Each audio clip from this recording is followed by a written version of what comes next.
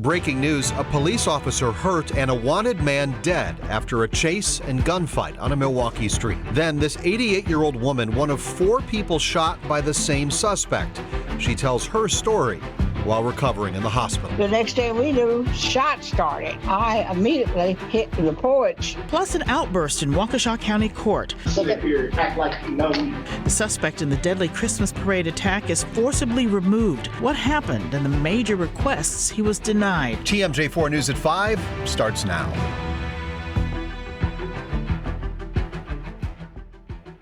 We believe that he is stable and good spirits, but at this time he's been hospitalized. A Milwaukee police officer accidentally shot while checking on a wanted felon who died by suicide. Police say that suspect ran from officers and then took his own life in the backyard of a home near 11th and Keefe. Ryan Jenkins joins us live near that intersection where an update from police wrapped up within the last hour. Ryan, brings up to speed. How did police say this all happened? Yeah, they say that this happened earlier this afternoon. They're now confirming that a police officer was shot, is recovering at the hospital at this hour. That suspect died after shooting himself. And as you can see behind me right now, this investigation is still very active. I heard gunshots that were ringing out there on the block and police vehicles all over the place. And they said that they were looking for a guy that was shooting. For neighbor Lynn Mustache, who lives in Milwaukee's Beauchert Park neighborhood, shooting investigations are all too common. But this time, she says she saw something she's never seen before. I went to the store to get some bread, and when I was coming, they were going out down towards the freeway in an escort. Milwaukee police now confirming a suspect wanted for domestic violence charges was fleeing from officers when he ended up in a shootout with officers. During the pursuit, the suspect fired shots at the officers. An officer returned fire.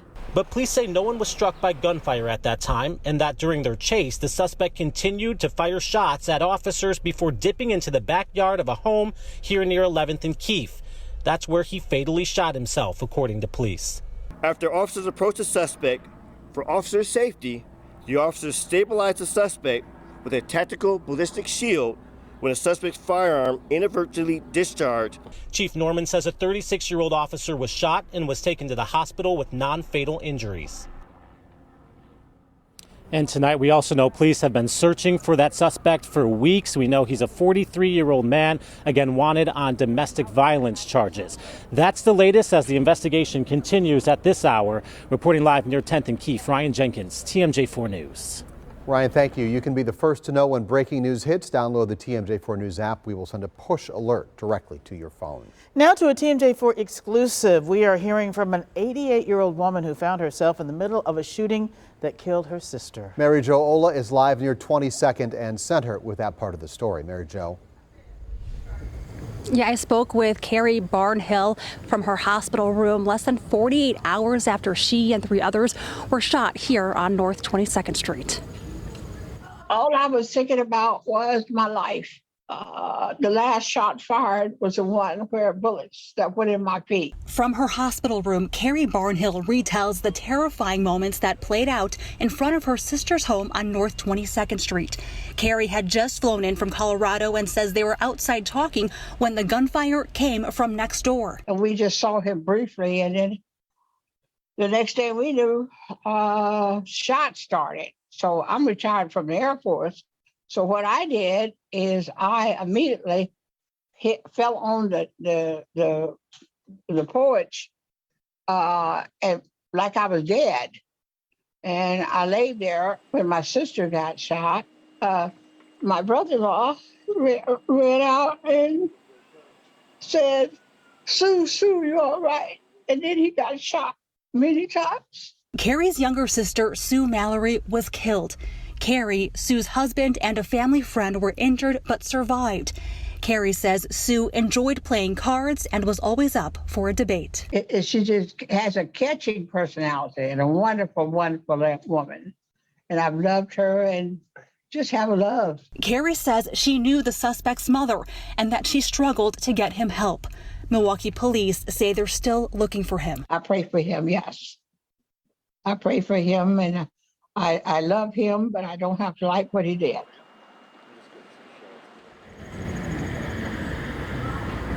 Now, Milwaukee police have not released the suspect's name, but say they know who the person is. Again, that person is still on the run tonight.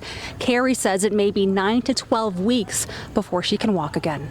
Live in Milwaukee, Mary Jo Ola, TMJ4 News. She has gone through so much, so sad. Mary Jo, thank you very much. Meanwhile, in Racine, police investigating after 5 people were shot, 4 men and a woman. This all happened this morning near State and Prospect, and a manhunt underway as police still look for that suspect. Uba Ali talked to people in the area who say they have had enough of the violence this summer. Hours after gunfire erupted in this neighborhood, there's still evidence of what happened. One woman tells us she woke up to her son's vehicle with a flat tire from a stray bullet, but she's thankful it didn't go through her home. A scary night, yes. Macron Mercado was sleeping when a barrage of gunfire outside her home woke her up. When I open, when I see that one boy and one car is shooting, like a lot of shootings. It wasn't until this morning when she noticed a flat tire on her son's car from a stray bullet. Racine police say the shooting happened just after 2:30 Friday morning near Prospect and State. A total of 5 people were shot, 4 men and 1 woman. Their conditions are unknown, but police tell us 3 were transported to Milwaukee for treatment. In this security footage we got from a nearby neighbor, you can hear people shouting. Shortly after, you hear sirens. So far this year, police say 8 people have been murdered in Racine. Recent data we've obtained shows that's more than the last 2 years combined. For residents like Mercado and Rory Howell, who've both lived in the area for years, they're frustrated at the spike in violence. The last 2 years have been really rough and tough. This last summer especially. Howell has been on edge since a bullet went into his home twice this summer, narrowly missing his wife's head. After the recent shooting, Howell is stepping up. Just this morning working on trying to get the neighborhood watch back together in the neighborhood. Doesn't look like there's been anything active since 2015 as far as that goes. He's hopeful his neighbors will join him in making the area safer. I'm hoping that we can start changing things around here. In Racine, Uba Ali, TMJ4 News. A 37-year-old Racine correctional supervisor is behind bars. The Racine Sheriff's Office alleges the woman had a sexual relationship with an inmate. They say she also gave him a cell phone. That now former supervisor denies the accusation. She's being held on more than $1 million cash bond. We are not identifying her until she is charged criminally. Y'all don't know nothing about where I come from. Mr. Brooks. Push me, dog. Don't push back then. Mr. Brooks. Don't push back. Push me again. Mr. Brooks, we have to continue with this hearing. Outbursts from Darrell Brooks in court today. He was asked to leave his own hearing. He's the man charged with the deadly Waukesha Christmas parade attack. It happened just hours after he fell asleep and then lashed out at the judge and at sheriff's deputies in the courtroom. Katie Crowther was there as this all unfolded. Around 10:30 a.m., District Attorney Sue Opper alerts the court that Brooks is sleeping.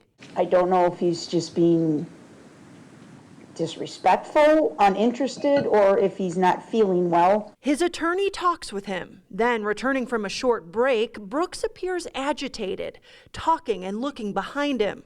Sheriff's deputies come stand around him and hold his chair. That's when courtroom audio is turned back on. Mr. Brooks, the live stream is on. I don't care about no live stream. Just like y'all don't care. Sit up here, act like you know me. People like you don't, y'all don't know nothing about where I come from. Mr. Brooks. It continues to escalate. Don't put your hand on me, dude. Nobody put their hands on you. Yeah, they better not put their hand on me. Okay, Mr. Brooks, you need to look at me for a minute, okay? Why? To listen to all this political stuff y'all got going on? Mr. Brooks, I'm more concerned about... Don't touch me, dog. Stay seated. No, he needs to be here. He's not cooperating. I'm going to give you the warning, Mr. I will give you the warning. Deputies are ordered to escort him out. Brooks was allowed back in after lunch, but it wasn't long before he wanted to leave. Mr. Brooks respectfully requests to be excused from this hearing. After discussion, the DA, attorneys, and judge agreed it is within his rights to voluntarily leave his own pretrial hearing. While Brooks' behavior was a main focus, some important decisions were made regarding his murder trial in October. The judge ruling in favor of the prosecution, denying the defense team's motions to suppress some evidence, including the first police interviews with Brooks and a search of his jail cell last month, saying neither violated his rights. They also started narrowing down a long list of potential jurors. They want to have more than 300 people to call on when jury selection begins on October 3rd. Reporting in Waukesha, Katie Crowther, TMJ4 News. Next on the news at 5, the Justice Department releases their justification for entering Mar-a-Lago earlier this month. We dive into the affidavit to learn more about what drove the FBI to search former President Trump's estate.